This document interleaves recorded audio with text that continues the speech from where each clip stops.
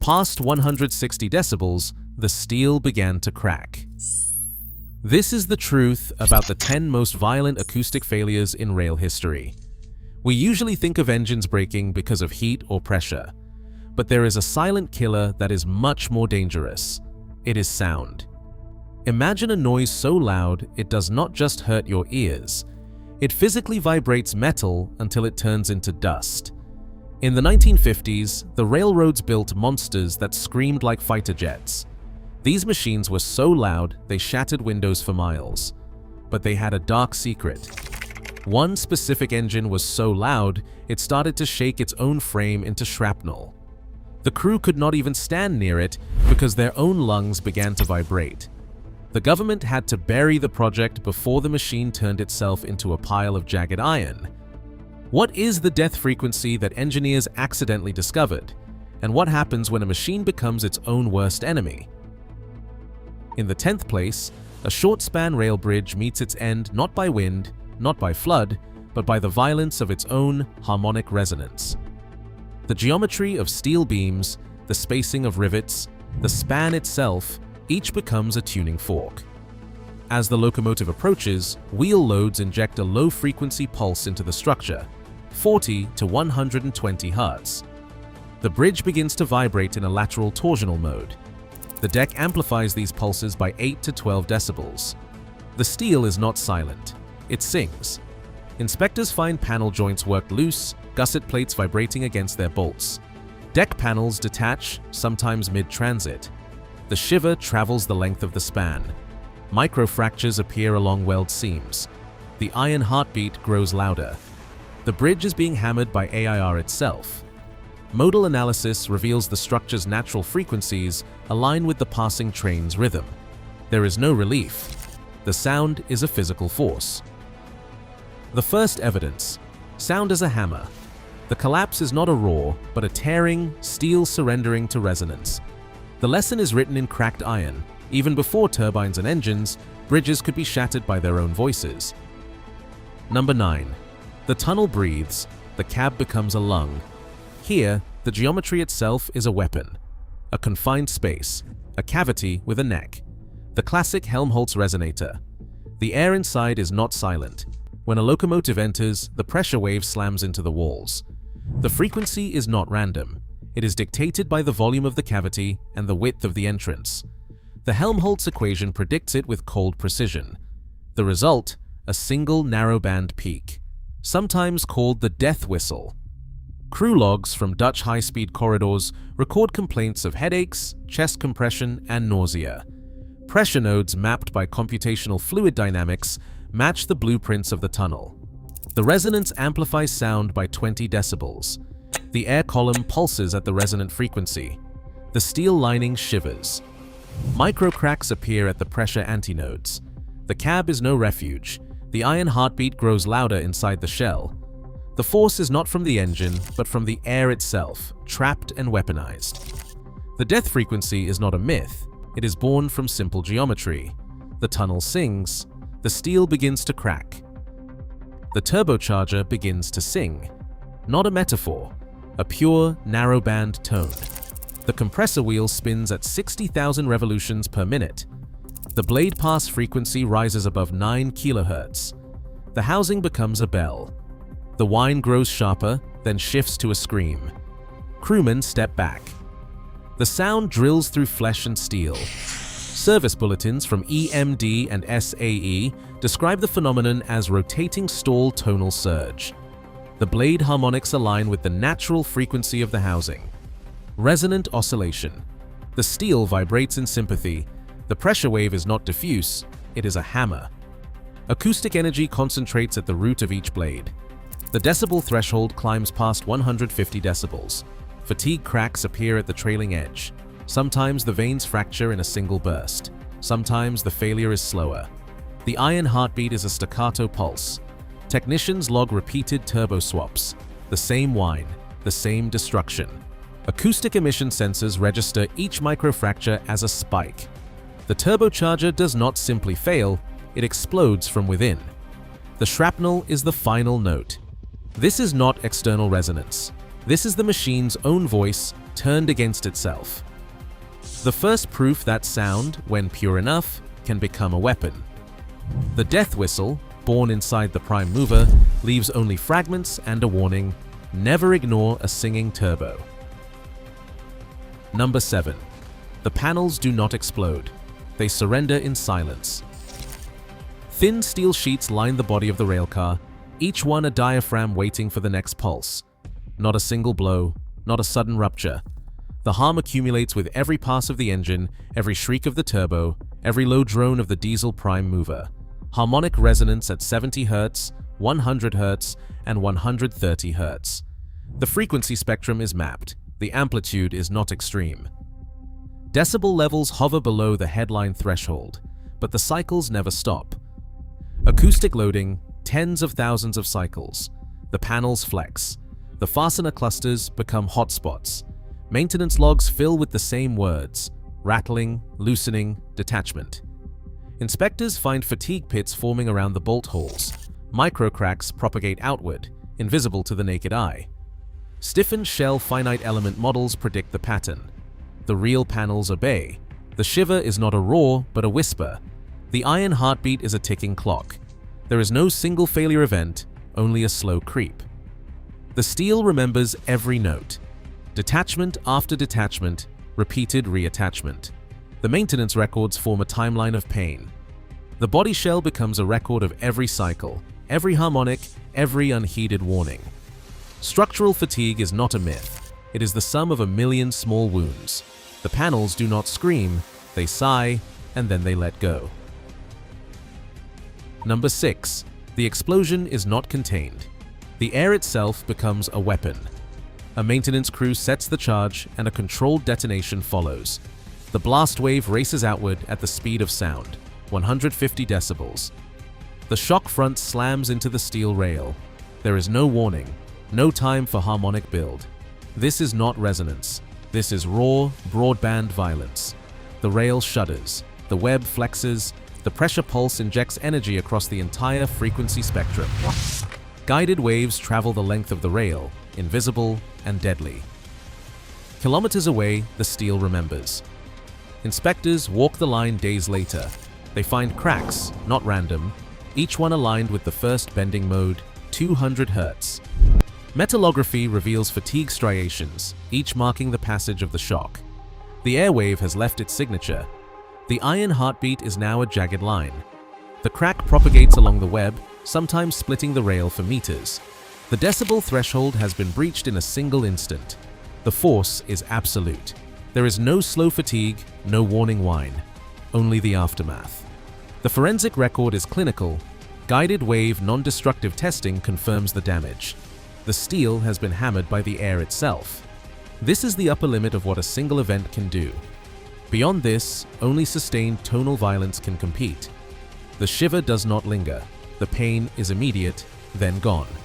The rail is left with scars, a record of the day the air exploded. Number 5. The measurement is not a rumor, it is a number. 115 Hz. 135 decibels root means square. The freight engine is not roaring, it is singing. A single narrowband tone drilled into the frame by a turbocharged prime mover. The sound is not diffuse, it is focused. The compartment becomes a resonance chamber. The pressure wave repeats. Each cycle lands in the same place. The shiver is not random, it is mapped. Ultrasonic guided wave non-destructive testing traces the pain to the main lateral bearing. The antinodes are not theory, they are coordinates. Intergranular cracks appear, invisible at first, then branching. The steel's grain remembers every pulse. The iron heartbeat is not poetic, it is a clinical record of stress. The acoustic energy exceeds the structural dampening capacity of the steel. The decibel threshold is not breached in a single blast. This is sustained assault. The frequency never drifts. The amplitude never fades. The micro cracks multiply. The bearing is being hammered by the air itself. The field study draws the line. Measurement to damage, cause to effect. The forensic record is unbroken. Sound as a weapon. The death whistle is not a myth. It is a frequency, a pressure, a wound. The steel does not scream. It fractures in silence, leaving only the evidence, a map of cracks, a record of pain, a number that cannot be ignored. Number 4. The memos are not rumors, they are warnings. General Electric. Baldwin. Both send internal letters stamped confidential. The subject line is always the same: noise and vibration concerns. The language is clinical. Elastic mounts must be installed to isolate the turbine from the frame. The decibel threshold is not theoretical: 120 decibels, 140 decibels. The numbers are written in ink. The engineers model the harmonic resonance. They predict the shiver. They draw the failure path before the first test run. The suit in the corner reads the memo. He signs off. No action. The mounts are cut for cost. The turbines are bolted direct. The prime mover is now a tuning fork. The iron heartbeat is amplified. The acoustic energy exceeds the structural dampening. The shiver moves from the turbine, through the frame, into the rails. Months pass. The maintenance logs fill with the same words: rattling, loosening, frame cracks. The cost of silence is measured in steel and overtime. Later, the same memos are found in the archive. The recommendation dates are clear. The refusal is clear. The damage is not accidental, it is managerial. The chain of responsibility is written in vibration. The suit walks away. The steel remembers. The forensic record is a ledger of ignored warnings. The memos did not fail, the system did. Coming to the top 3. The blade pass frequency is not a rumor. It is a number: 1,200 Hz. The GE Erie test track recorded it. The turbine at full power. The engineer's cab became a resonator. The microphone registered 115 decibels. The spectrogram is not a blur. It is a single, narrow spike. The pressure wave repeats, every revolution, every blade. The sound is not diffuse, it is focused. The frequency lands on the frame's antinode. Modal analysis overlays the pressure map. The steel amplifies the tone. The iron heartbeat is a sine wave. The shiver is not random, it is mapped. The raw sound pressure level log is clinical: 115 decibels at the engineer's station. The dominant peak at 1200 Hz. The frame's natural frequency is not a coincidence, it is a coupling. The blade pass becomes a hammer. The air drills into steel. The vibration is not a background hum, it is a physical force. The maintenance logs fill with the same words: frame cracks, anchor bolts sheared. The forensic record is a ledger of pain. The Erie acoustic report is not a warning, it is evidence. The spectrogram overlays the frame modal chart. The alignment is perfect. The resonance is not a myth, it is a number. The sound is a weapon. The steel does not scream, it fractures in silence. The data is unbroken. Frequency, amplitude, damage. The death whistle is not a metaphor, it is a measured tone. The iron remembers. The engineer sits inside the pressure chamber. The shiver travels through bone and steel. The acoustic threshold is not academic, it is a wound. The GE Erie test is the proof. Sound as a hammer. The steel began to crack. Number 2. The cab is a cell. The crew are the test subjects. The turbine spins up, 8,500 horsepower. The death whistle is not a metaphor, it is a pressure wave. The log reads 120 decibels. The sound drills through the frame and into flesh. Crew forms from the Union Pacific archives. Timestamp 1437. The engineer reports that his lungs are vibrating and he feels it in his teeth. The run sheet marks the event. The turbine holds at full output for 6 minutes. The vibration is not background, it is internal. The conductor writes, nausea, ears hurt. I can feel the glass shaking. The medical log adds, eardrum trauma, temporary threshold shift, persistent ringing. The shiver is not poetic, it is somatic. The iron heartbeat is now a pulse inside the body. The decibel threshold is breached. The sound pressure level meter spikes above 120 decibels. The spectral peak sits at 1,200 Hz. The same frequency that cracks steel now assaults flesh. The maintenance log records frame vibration. The crew log records pain. The two are not separate. The body becomes an acoustic sensor. The air is a hammer, striking from within. The vibration sickness is not theory, it is a clinical record.